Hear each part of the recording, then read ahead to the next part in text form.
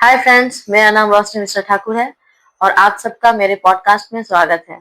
आज हम लोग बात करने वाले हैं कुछ क्वेश्चन आंसर पे, जो कि मतलब मुझे क्वेश्चन आया है कि आपसे पूछने के लिए, कि सर से पूछने के लिए, ये सब जो भी क्वेश्चन मैं आपको बताती हूँ। ये डीएम में आपने बताया कि बहुत सारे लोग हाँ क्वेश्चन कर रहे थे इस जी, न्यूमेरोलॉजी सीरीज के बाद। हाँ हाँ। जी तो मुझे कुछ क्वेश्चन मुझे भी सही लगा, जी तो मैं सोची कि आपसे डिस्कस किया जी। जाए।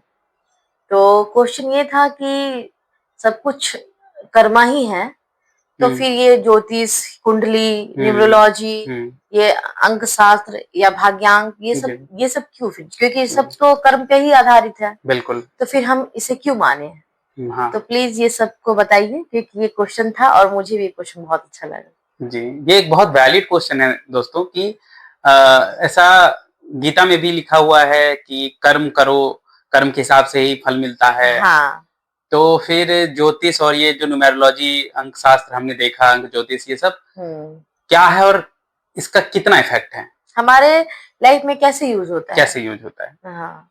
तो देखिए, इसके लिए हमें चीजों को थोड़ा समझना होगा स्टार्टिंग से। हम्म हमें इस जीवन में, हमने जितने भी लोग यहाँ पे पैदा हुए हैं इस पृथ्वी पे, आपको पता है हमने एक फिक्स डेट में जन्म क्यों लिया, हम उस पर्टिकुलर दिन ही क्यों पैदा हुए, हम्म ये पूर्व निर्धारित है। और ये निर्धारित होती है हमारे पूर्व जन्मों के कर्म के आधार पर। अगर कोई सोच के भी जाता है कि मुझे इसी इसी डेट में डिलीवरी करना हाँ, है अपने बच्चे का, तो वो तो भी वो भी निर्धारित ही रहता है। निर्धारित ही रहता है कि उसने ऐसा सोचा, वो सोचेगा। हाँ हाँ। तो सबका जन्म, वैसे तो जन्म, मरण, हम्म शादी का दिन, ये सब फिक्स रहता है। फिक्स रहता किससे है। होगा, क्या होगा, ये सब फिक्स रहता है। हम्म। मेजर सारे इवेंट फिक्स रहते हैं, बट जन्म मरण तो 110% हम्म फिक्स ही रहता है। हम्म तो जन्म अगर फिक्स है तो जन्म का कौन सा दिन है ये भी फिक्स है। हम्म और वो दिन, वो उसी दिन क्यों है, उसका एक विशेष प्रभाव रहता है, इसीलिए उसी दिन जन्म होता है। ठीक है, अब प्रभाव कैसे डिसाइड होता है वो भी मैं आपसे थोड़ा शेयर करता हूं। मान लीजिए किसी व्यक्ति का जीवन जो है वो, मतलब उसने पूर्व जन्म में कुछ ऐसे कर्म किए हैं, उसने किसी एक पर्टिकुलर चीज की इज्जत नहीं की है, और भगवान उसे शिक्षा देने के लिए इस जन्म में कि तुम्हें इस जन्म में उस चीज की इज्जत करनी पड़ेगी, तो उसे एक ऐसे नंबर के साथ भेजेंगे, ऐसे डेट में भेजेंगे जिस डेट में उसे उस चीज की इज्जत करनी पड़ेगी, नहीं तो उसका पूरा जीवन बहुत ही खराब स्थिति में जाएगा, दुखित अवस्था में जाएगा। अच्छा। उस तरीके से नंबर सेट होते हैं। जैसे कोई इंसान बचपन में अपने बहुत चीजों का दुरुपयोग किया और चीजें उसे आसानी से मिलती गई, उसने उसका वैल्यू नहीं किया और पैसा बर्बाद किया, ठीक है, तो उसे इस जन्म में उसे ऐसा अंक मिलेगा जैसे उसे 8 मूलांक मिलेगा, जिससे उसे परिश्रम करो ज्यादा तब पता परिश्रम करना चलेगा। होगा, कष्ट ज्यादा भोगना होगा, हाँ उसे पैसा का अहमियत पता होगा। तो हाँ। उसे जानबूझ के ऐसे डेट में पैदा होना पड़ता है जिससे उसके जो पूर्व जन्म के कर्म है वो यहाँ काट सके, उसे काटने में मदद मिले, इसीलिए वो पर्टिकुलर डेट में पैदा होता है। ठीक है, एक तो ये बात हुई कि क्यों स्पेशल दिन में ही जन्म होता है। तो ये एक न्यूमेरोलॉजी का बहुत बड़ा सपोर्ट है, एक साइंस है कि क्यों न्यूमेरोलॉजी इंपॉर्टेंट है। और ये भी कर्म से मैंने जोड़ दिया, पूर्व जन्म के कर्म के आधार पे ही हमारा जन्म का दिन तय होता है, तो न्यूमेरोलॉजी और कर्म दोनों साथ साथ काम कर रहे हैं। दूसरी बात, अब मान लीजिए हमें पता नहीं है कि हमने पूर्व जन्म में क्या किया, हमें तो पता है इस जन्म का जन्मदिन, अब न्यूमेरोलॉजी हमने पता कर लिया, अब इसका क्या करें, है ना, जब कर्म से ही सब कुछ होता है। तो देखिए, मान लीजिए किसी का मूलांक जो है ना, वो 3 है, ठीक है, या भाग्यांक 3 है ना, मूलांक भाग्यांक हमने पूरा चर्चा कर लिया, आप प्लेलिस्ट में जाकर देख सकते हैं, न्यूमेरोलॉजी के प्लेलिस्ट में, सब जाके समझ में आएगा, तब अच्छे से समझ में आएगा कि मूलांक भाग्यांक क्या है। तो मूलांक और भाग्यांक 3 वाले जो हैं उनको जुपिटर रूल करते हैं, देवगुरु बृहस्पति। अब ऐसे लोग अगर कोई ऐसा काम करें जो बृहस्पति ग्रह से युक्त ना हो, जिसमें गुरु वाला कोई काम ना हो, वो कुछ ऐसा काम करें जो कुछ गुरु के काम से हटके हो, तो उनको उसी काम में बहुत मेहनत करनी पड़ेगी, उनको सक्सेस पाने के लिए बहुत परिश्रम करना पड़ेगा, और हो सकता है उस लेवल का सक्सेस ना भी मिले कर्म के बाद भी, जिस लेवल का वो मिलना चाहिए। बट अगर उसे पता है कि उसका मूलांक और भाग्यांक क्या है, सपोज उसका 3 है किसी का, और उस हिसाब से वो काम करे जिसमें मूलांक 3 या भाग्यांक उसको 3 के जो आसानी स्वामी से है वो जॉब मिल सकता वो है। आसानी से मिल जाता है। हाँ। जैसे कि अगर वो शिक्षा से रिलेटेड कोई काम करे, टीचिंग या कुछ टेक्निकल किसी को स्किल दे रहा है, गुरु वाला कोई काम कर रहा है ना, इंस्ट्रक्टर का काम कर रहा है, कोच का काम कर रहा है, तो गुरु से रिलेटेड जो भी काम है अगर वो करता है तो उसे आसानी मिलती है। तो नंबर्स जो हैं ये कर्म के ऊपर नहीं है, ये कर्म के साथ हैं। अगर आप नंबर्स के हिसाब से कर्म करते हैं तो आपको पॉजिटिव इफेक्ट मिलता है, नंबर्स के अगेंस्ट कर्म करते हैं तो आपको उतने कर्म का भी कम इफेक्ट मिलेगा। नहीं, जैसे कि क्वेश्चन था कि ज्योतिष शास्त्र होता क्या है और क्या ये होता है? बिल्कुल, ज्योतिष शास्त्र एक विज्ञान है ना, जैसे साइंस हम पढ़ते हैं वैसे ज्योतिष भी एक विज्ञान है। अभी हम जिस जगह पे जिस तिथि को जन्म लेते हैं वहां पे उस समय सौर मंडल में जो ग्रहों की स्थिति रहती है वो इंसान पे इफेक्ट डालती है थ्रू आउट द लाइफ, क्योंकि उस पर्टिकुलर नक्षत्र में किसी का जन्म हो रहा है, किसी पर्टिकुलर राशि में, सब कुछ उसके पूरे थ्रू आउट द लाइफ असर करती है, क्योंकि साइंस है ना, ग्रह तो है हमारे सौर मंडल में। हाँ। उसी तरह से वो नंबर्स, जब मैं न्यूमेरोलॉजी की बात कर रहा हूँ तो जिस तिथि को जन्मे हैं, जो तारीख है, वो थ्रू आउट द लाइफ हमारे जीवन पे इफेक्ट करते हैं। तो आप देख लीजिए जो भी मूलांक 4 वाले हैं या भाग्यांक 4 वाले हैं, अब मैं थोड़े 4 के पे भी एग्जाम्पल दे रहा हूँ। अगर आप कोई शारीरिक काम करोगे आप उतने सक्सेस नहीं हो पाओगे, आपको बहुत परेशानी होगी, बट आप कोई मानसिक काम करके देखो आप सक्सेस करोगे, क्योंकि राहु का नंबर होता है और राहु अच्छे योजना बनाता है, अच्छा ब्रेन होता है उसका, वो ब्रेन रिलेटेड काम, कोई यूनिक थिंकिंग, ये सब में काम करता है। तो यही इफेक्ट होता है कर्मा और न्यूमेरोलॉजी का। अगर आप न्यूमेरोलॉजी को जान के काम करोगे ना तो आपको उसका इफेक्ट जल्दी मिलेगा, आसानी से मिलेगा, आपकी लाइफ इजी हो जाएगी। जो लोग अगर ये जान के नहीं भी काम करते तो कहीं ना कहीं उनका कर्मा अच्छा होता है, बिल्कुल, तो उनकी काम आसानी से हो जाती है। जरूरी नहीं है बिल्कुल, कि जो सब ये न्यूरोलॉजी या अपना बिल्कुल, ज्योतिष देख के, कुंडली देख के ही कोई काम करते हैं, बिल्कुल, ऐसा बिल्कुल भी नहीं है। बिल्कुल। मुझे लगता है उनका अपना जो कर्मा होता है पूर्व जन्म का, इस जन्म का, इस वजह से वो सक्सेस होते हैं। वो तो होता ही है। क्योंकि फिर आप देखिए जो इंसान लास्ट में बहुत परेशान हो जाता है, किसी काम में सक्सेस नहीं होता है या कोई काम उसका खराब होते चला जाता है, ये बहुत परेशान है, लास्ट में वो कुंडली लेके ज्योतिष के पास पहुंचता है कि मेरा दिन खराब चल रहा है, 6 महीने से 1 साल से पता नहीं क्या हो गया, फिर देख के बताइए। तो कहीं ना कहीं मानते हैं तभी तो पहुंचते हैं। और जो लोग नहीं मानते हैं मैं उनको भी ये बता दूं कि आप लोग ऑटोमेटिकली जिस डायरेक्शन में अट्रैक्ट हो रहे हो ना वो आपके ग्रहों के प्रभाव से ही हो रहे हो। जैसे कई लोग ऐसे होते हैं कि उनको स्वतः अंदर से मन करता है कि यार मैं ये नहीं ये वाला काम मैं टीचर बन जाऊं, मैं आईएएस बन जाऊं। हाँ। क्यों? क्योंकि उनके जो ग्रह है ना वो उस हिसाब से उनको प्रेरित करते हैं, पहुंचा ही देते हैं।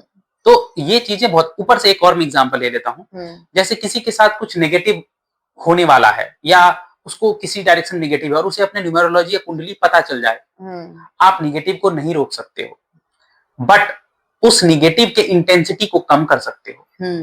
जैसे कहा गया ना कि किसी का मान लीजिए बहुत भयंकर एक्सीडेंट होने वाला है, अगर उसे पता चल जाए कि ऐसी जगहों से उसे खतरा है तो बच के चले, भगवान का पूजा करके चले, उस ग्रह को शांत करने का उपाय कर ले, पूजा कुछ करवा ले, हाँ ऐसा कुछ पूजा करा ले, उसका एक्सीडेंट होगा, भयंकर ना होके छोटा मोटा खरोच लग के बच जाएगा। वो तो अगर लिखा गया है तो होना, वो तो होना ही है। हाँ, होना भी चाहिए। हाँ बिल्कुल क्योंकि फिर आगे वो बढ़ जाता है ना कर्मा, मगर वो कम होता है। जैसे आपको अगर पता है आप चल रहे हो सड़क पे और आपको पता नहीं है, आपको ठेस लगी, गिर गए, आपको नाक वाक से खून आ गया, ठीक है, बेधड़क गिरे आप, अगर मान लो आपको दिख गया गड्ढा, मतलब चोट लगते लगते भी दिख गया हल्का सा, तो आपने हाथ ऐसे रोपा कि आपको उतना चोट नहीं लगा, चोट तो लगा, तो जो गड्ढा आपको थोड़ा पहले दिखा है ना, वही है न्यूमेरोलॉजी कि जो होना है वो तो होगा मगर आपको बचने का एक उपाय देगा कि आप उसको कम कर सकते हो। मतलब कि जो लोग अगर थोड़ा सा ट्रस्ट नहीं करते वो कर सकते हैं। और मुझे लगता है ये क्वेश्चन समझ में आ गया होगा कि कैसे काम करता है हमारी जिंदगी में ये ज्योतिष शास्त्र या कुछ भी। मैं थोड़ा और जोड़ के एग्जांपल देना चाहूंगा आपकी दर्शकों को कि आप कहीं सपोज सिंपल चल रहे हो, ठीक है, वो आप चल रहे हो अपने कर्मा, ये आपका कर्मा है, आप चल रहे हो, और न्यूमेरोलॉजी है आपका, कोई बाइक वाला आया बोलेगा बैठ जाओ मैं थोड़ा आगे तक छोड़ देता हूँ, या आपको तो बाइक पे आप जाओ उसी डायरेक्शन में रहे हो बट आपको एक बाइक मिल गई, आपको एक और सपोर्ट मिल गया, तो न्यूमेरोलॉजी वो सपोर्ट है बस, है ना।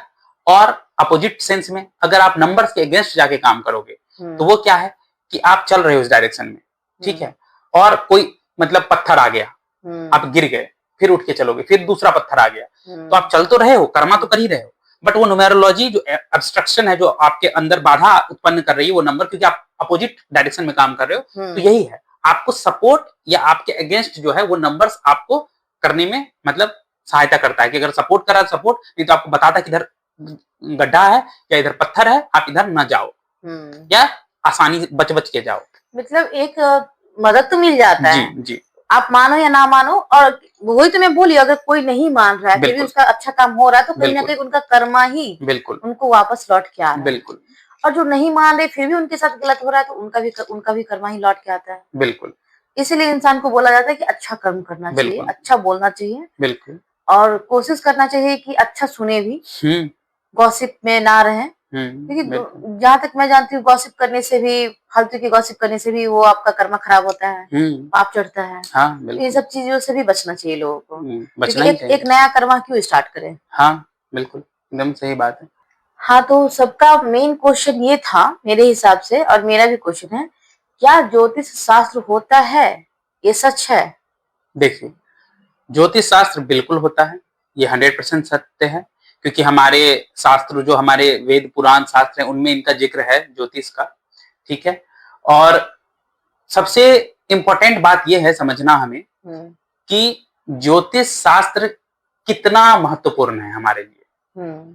ज्योतिष शास्त्र हमारे जन्म के समय के आधार पर हमारे भविष्य के बारे में बताता है, किस बेसिस पे, जो हमने पूर्व जन्म में कर्म किए हैं उसके बेसिस पे, क्योंकि वो ही हमारे ज्योतिष कुंडली में दिखता है कि हमारे प्रारब्ध क्या है, वो दिखता है। मगर सबसे इंपॉर्टेंट है कर्म। कर्म से बढ़ के कुछ भी नहीं है। मैं फिर से बोलूंगा, पूरे न्यूमेरोलॉजी और एस्ट्रोलॉजी सबको एक साइड रख दिया जाए, कर्म ही सबसे मेन है, कर्म प्रधान है। हमें चाहिए कि अपना कर्म अच्छा करे, ज्योतिष को एक सहायक की तरह यूज करना चाहिए कि हमारे लिए ज्योतिष में क्या लिखा है, अच्छा है या बुरा है, इसी पे डिपेंड नहीं रहना बिल्कुल नहीं। हाँ। ज्योतिष आप देखो तो ज्योतिष को एक बार देख लो, समझ लो, और फिर चुपचाप अपने कर्म में लग जाओ। ये नहीं कि मान लीजिए किसी के ज्योतिष में लिखा है कि उसे सरकारी जॉब मिलेगी और वो कर्म करना छोड़ दे, घर पे बैठ जाए, खाना पीना, मेरा लिखा हो राजा मैं बन जाऊंगा सरकारी नौकरी, नहीं, वो नहीं बनेगा सरकारी नौकरी। मैं गारंटी के साथ कह रहा हूँ, कर्म से ऊपर कुछ नहीं है।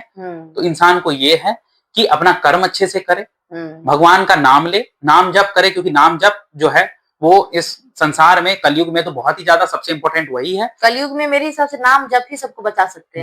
बस नाम जप ही एकमात्र आधार है।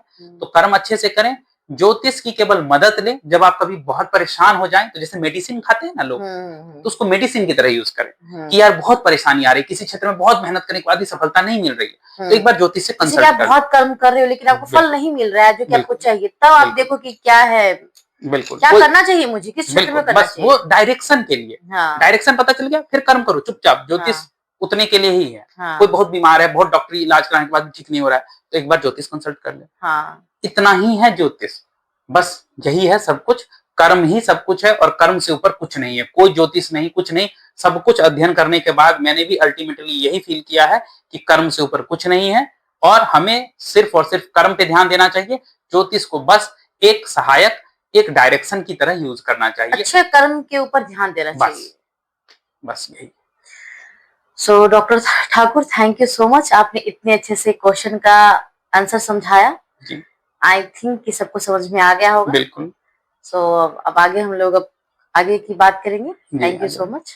वेलकम। और अगर किसी को कोई और भी क्वेश्चन हो, डाउट हो, कुछ डिस्कशन हो, जैसे कि आप लोगों का क्वेश्चन हम लोग डिस्कस किए जी, तो इसी तरीके से आप लोग क्वेश्चन भेजते रहिए और हम लोग हो सके तो ज्यादा से ज्यादा आंसर देने की कोशिश करेंगे। ठीक है, और इतने ही अच्छे से। थैंक यू सो मच, धन्यवाद, welcome. Thank you so much, आप लोगों ने इतना सपोर्ट किया, इतना प्यार किया, और आप हमारे वीडियो को लाइक कर रहे हैं। आप इसी तरीके से देखते रहिए, अपना प्यार देते रहिए और लाइक करिए, सब्सक्राइब करिए और प्लीज कमेंट करिए।